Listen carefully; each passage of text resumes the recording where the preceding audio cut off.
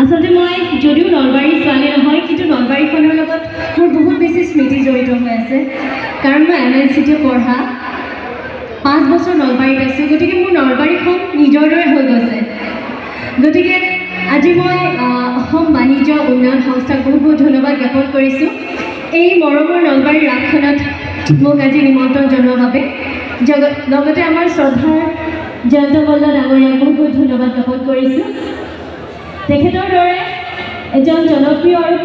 পৰিৱৰ্তন নেতা আমাৰ বাবে সকলোৰে বাবে প্ৰয়োজন হয়নে কাৰণ মই যেতিয়া নলবাৰীত পঢ়িছিলোঁ আৰু যেতিয়া নতুনকৈ মই বাৰে বাৰে যেতিয়া নলবাৰীত আহি থাকোঁ প্ৰত্যেকবাৰে উন্নয়ন দেখা পাওঁ গতিকে তেখেতৰ বাবে এয়া সম্ভৱ হৈছে গতিকে সকলোৱে তেখেতৰ বাবে এটা হাত চাপৰি লাগে দেই আৰু লগতে সুনীল দা আৰু উদযাপন সমিতিৰ প্ৰত্যেককে বহুত বহুত ধন্যবাদ জ্ঞাপন কৰিছোঁ বেছি কথা নকওঁ